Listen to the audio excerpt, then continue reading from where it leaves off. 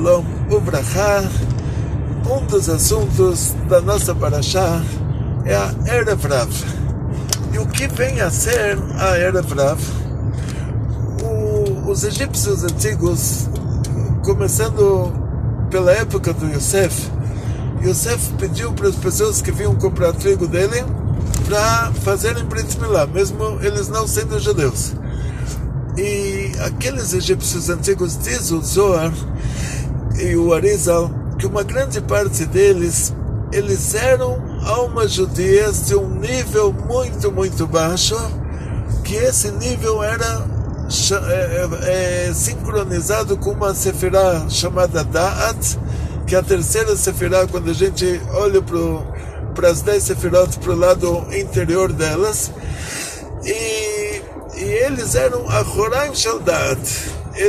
O vínculo deles era o lado de trás da sefirá chamada Da'at, que ela é uma sefirá que às vezes ela está revelada, às vezes ela está oculta.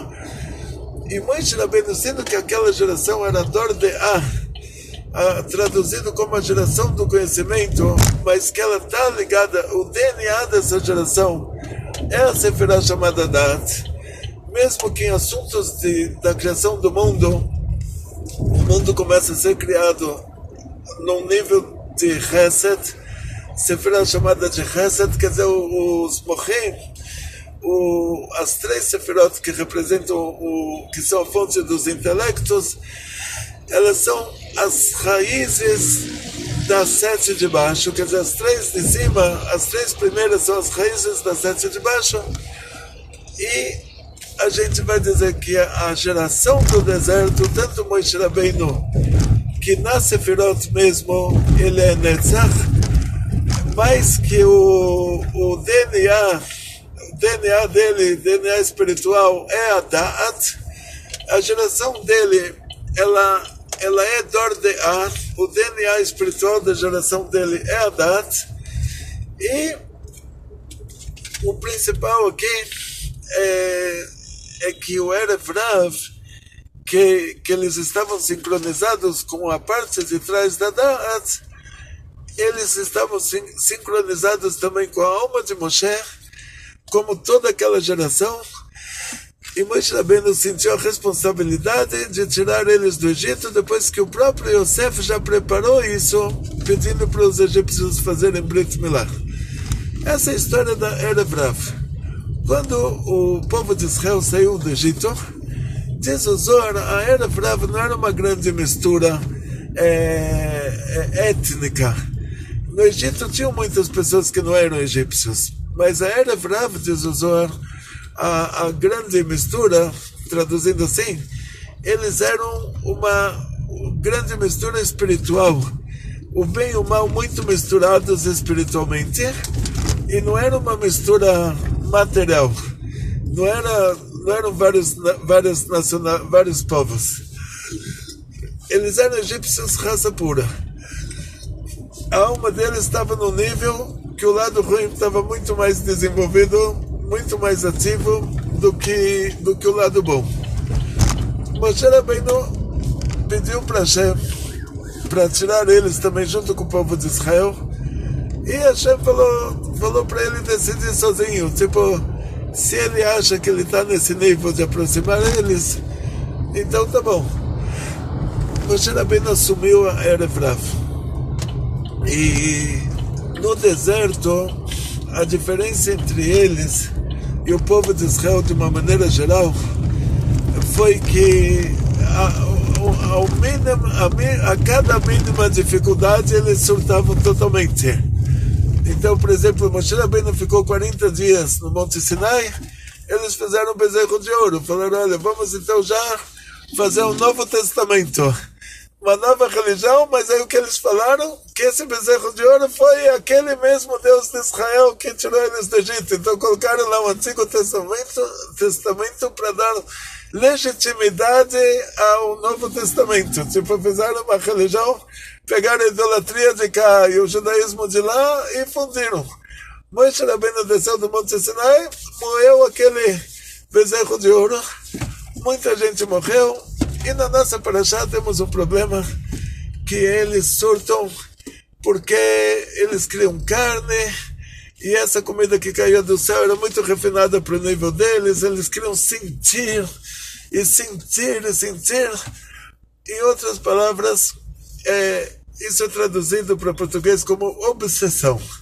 Obsessão quer dizer, a pessoa viaja até um restaurante, alguém me contou, um amigo judeu religioso, eu não vou falar nome, viajou para a América só para ir num restaurante específico, kasher, mas que eles fazem lá uma comida muito gostosa, que ele justificou para ele pagar a passagem. Tomou um copo de vinho que custa quanto esse carro custou para Line Life que me empresta ele. E em outras palavras, assim, tem gente que é obcecada. Então essa obsessão, ela tem que ser esfriada. No judaísmo, a maioria das coisas permitidas, elas são permitidas até um certo nível. Um nível que você precisa disso, porque é uma mitzvah, é um mandamento divino, porque... Então, no Shabbat, nós tomamos vinho, comemos carne, porque os nossos sábios falaram, olha, você faz uma festa, você não vai convidar as pessoas para comer sucrilhos com leite na sua festa. Você vai dar um vinho, você vai dar uma carne, um peixe. Agora, a pessoa que já fica obcecada por isso, que tem que ser aquele vinho de 5.000 reais, porque senão não é o mesmo gosto do vinho que é. Então, a pessoa que está obcecada no judaísmo, a obsessão é um problema. O que aconteceu no deserto com a Erev Rav é que quando eles saíram do Egito, o número deles era maior, bem maior do que o número do povo de Israel. E por isso que no episódio do bezerro de ouro, as pessoas ficaram com medo. Tipo, todo mundo foi cúmplice porque ficaram com medo deles. E essa era brava, tinham todos os cientistas do Egito, os feiticeiros, os cientistas da magia negra. E quando o povo de Israel entrou na terra de Israel, tem a contabilidade de quem entrou lá, quem era judeu, quem não era, e nós vemos que cada tribo recebeu a terra dela. A tribo de Levi ficaram de fora, eles se tornaram os professores de Torá do povo, e os filhos do Itró, que está se referindo aqui, dando uma referência que não tem uma origem judaica, eles receberam a cidade de Jericó, cidade das tâmaras. Ou seja, a contabilidade ela abrange tanto pessoas que tinham origem judaica, cada tribo, que parte da terra de Israel ela recebeu. Isso vocês vão ver no livro do Josué.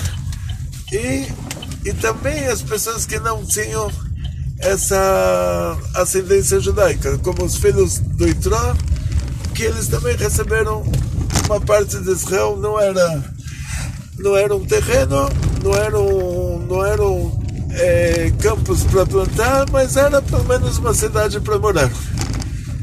Então, o Erev Rav não aparece na entrada da terra de Israel. O que aconteceu com eles, a Torá não descreve. A Torá descreve que uma grande multidão subiu com o povo de Israel do Egito, e depois, quando entram na terra de Israel, essa grande multidão não aparece mais. O que aconteceu? Aí vamos entrar no assunto mais cabalístico da coisa. O assunto mais profundo. Sendo que eles tinham a ver, eles eram um nível do nosso povo, eles eram um nível de almas judias, mas é um nível que é o fundo do precipício. Então eles tinham a ver com a gente.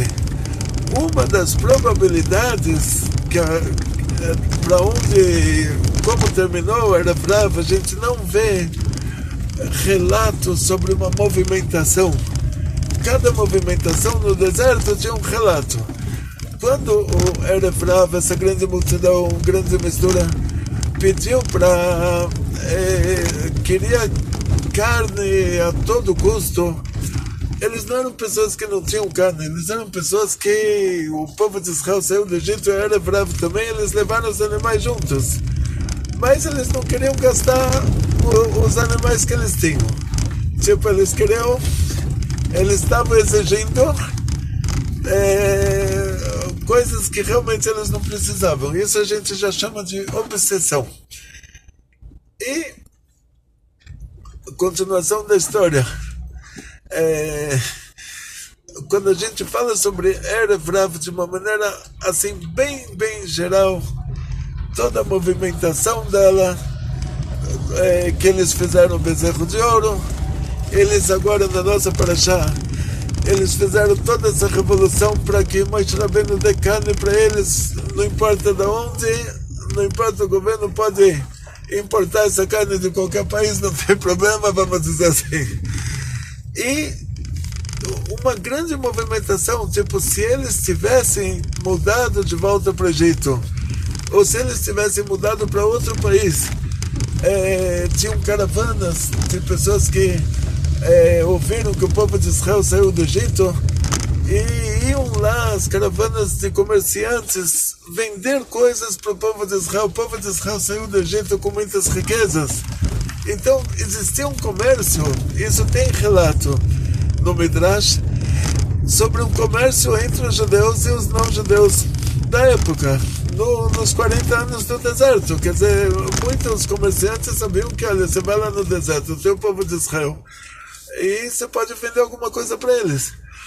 E a gente não vê que houve uma movimentação do Erev Rav acompanhando esses comerciantes para o país de onde eles vieram, e a conclusão final é que eles faleceram no deserto. E eles não entraram na terra de Israel, e eles nem voltaram para o Egito, e eles nem mudaram para outros países. Então, durante os 40 anos no deserto, eles faleceram lá. E a pergunta é, qual é o motivo espiritual disso? Diz o Arizal que na Geulah, a geração que vai receber o Mashiach, a geração que vai ser a geração da Geulah, e diz o Rebbe que essa geração é a nossa, e a gente está vendo sinais de que a época disso já está se aproximando, porque Israel, que é uma comunidade judaica bem grande, de milhões de judeus, está num beco sem saída. Eles estão cercados por árabes intolerantes, assim, não tem tolerância racial, que cada vez essa intolerância fica maior. Eles têm liberdade religiosa. Você vai ver na faixa de Gaza, talvez tenha mesquita e igreja, mas contanto que quem reze na igreja lá seja um árabe, e na mesquita também. Mas você não vai ver na Síria assim, uma cidade como São Paulo, com todas essas pessoas de vários lugares diferentes. Então Israel está num lugar assim que o racismo contra os judeus está aumentando. Então aqui no Brasil a gente vê essa diferença, que aqui tem vários povos, mas todos esses povos eles estão misturados, aqui em São Paulo principalmente, mas lá em Israel não, eles estão distintos uns dos outros. Então Israel está ficando cada vez mais que excluído no Oriente, e pode chegar a um ponto que o Irã entra na Arábia Saudita e depois entra Israel, e o Irã tem o apoio da Síria, do Líbano, da Asa, faixa de Gaza, que é tudo filial deles, do Iraque, do Catar, do Iêmen. O único problema do Irã é a Arábia Saudita, e eles podem usar Israel como pretexto para fazer uma guerra no Oriente e montar os Estados Unidos do Irã. Como tem Estados Unidos da América, eles fazem Estados Unidos do Irã. E a gente está vendo que esse beco sem saída, todo mundo está dizendo, olha, a única solução para o conflito de Israel é Mashiach. E aonde entra o Erev Rav nisso, diz o Arizal, o Erev Rav ele volta, ele se reencarna de novo na última geração, e eles são o governo. Eles são as pessoas importantes. Eles saíram do Egito, eles eram os cientistas da magia negra do Egito. E agora que eles se reencarnam na última geração, eles são presidente, governador e prefeito, e os partidos de Israel, eles voltam como os líderes do nosso povo. Assim diz o Arizal. E agora a gente está vendo Israel que realmente eles já estão, não sei quantas vezes tentaram fazer eleições e fizeram e não conseguiram, porque ninguém abaixa a cabeça para ninguém, todo mundo manda e exige que o outro obedeça. Israel está com maiores dificuldades para montar um governo e obviamente se conseguir montar um governo dentro dessas maiores dificuldades, esse governo, afinal das contas, vai ser um governo fraco. E todas as leis dos 73 anos do Estado de Israel não foram leis que favoreceram muito o judaísmo na Terra Santa. São leis de liberdade religiosa normais, como tem em qualquer país. E de vez em quando, na América, no Brasil, a liberdade religiosa é até maior do que lá. Várias coisas assim que a gente pode fazer aqui, que lá tem limite por causa da lei inglesa, que era uma lei muito burocrática, que Israel copiou. Então, na prática, diz o Arizal que essa Erev Rav, eles se reencarnam também na última geração, que é a geração que saiu do Egito e morreu no deserto, que ela é a geração que volta para que é a geração do Mashiach, e o Erev Rav também fazem parte dessa última geração, e eles pegam os postos principais. Então o que a gente vai ver? Que as referências da Torá em relação a Erev Rav, que chama eles de Safsuv, chama eles assim de um monte de coisas, é a Torá falando contra a obsessão. Isso é o que a gente aprende lá. Não adianta falar, olha, eu sou uma pessoa muito muito religioso, eu como só kasher, mas eu tenho que viajar até a América para aquele restaurante kasher que tem aquele steak kasher que tem um gosto que o outro aqui no Brasil não tem um steak com gosto desses, e aquele hambúrguer de tal restaurante no Crown Heights. Ou seja, assim, obsessão pela Torá é uma coisa, é coisa feia. Então, por isso, tudo que o Erev Rav fizeram a maior revolução, por causa de um assunto que não era um fim de mundo. Eles tinham os animais, eles podiam comer os animais deles, mas eles não queriam gastar, e eles reclamaram que as condições no deserto não eram boas, e realmente não eram boas, mas toda aquela obsessão foi mal vista pela Torá. E por isso foi dado na mão deles, foi dada essa escolha para eles. Hashem fez com que contra a natureza acontecesse um milagre totalmente sobrenatural, que aquelas aves aterrissassem no deserto, contra a natureza da ave, e que a pessoa pudesse pegar a ave. A ave, quando você se aproxima dela, ela voa, mas contra a natureza da ave, ela se deixou pegar. E agora só dependia das pessoas se controlarem a obsessão. E aí eles não conseguiram controlar, porque a Torá nos mostra qual o problema com a obsessão. Que chega uma hora que a pessoa está tão obcecada que ele já perde o controle. E aí eles perderam o controle, comeram demais, faleceram, tiveram lá, não sei, hemorragia estomacal, não sei exatamente qual que foi o problema fisiológico que isso causou, mas qual foi a causa? O fato da pessoa estar obcecado por uma coisa. Então a Torá vem nos ensinar com essa história que tudo que é permitido dentro de um limite. E quando a pessoa está obcecada por alguma coisa, ele perde o controle a ponto de morrer comendo de tanto que ele quer comer, naquele caso, no específico. Hoje em dia é outras coisas. E então toda obsessão leva a um final infeliz. Então, o que a gente aprende do comportamento do Erev Rav é que tem que comer kasher, mas com moderação. Tem que tomar um vinho no Shabbat, mas com moderação. E essa moderação não é só moderação na quantidade. A quantidade, se você toma um vinho, isso não te deixa, você não te faz uma dor de estômago que você vomita depois, ainda está dentro da moderação. Para nós, quer dizer, enquanto a pessoa está consciente e não fez problema de estômago, mesmo que ele tomou uma garrafa inteira, ainda está dentro da moderação. E se ele toma 2 garrafas, isso não tira ele da consciência e não atrapalha o estômago, também está dentro da moderação. Mas o que é sair da moderação não é só na quantidade, é na qualidade também. Se ele falar, olha, eu quero só tal whisky de tal lugar na Escócia que custa uma fortuna e não importa que... Então esse que é o detalhe principal. Finalizando a nossa aula, eu desejo a todos vocês muito sucesso, muita saúde, muito dinheiro, muitas felicidades, muito shalom bait, muita alegria.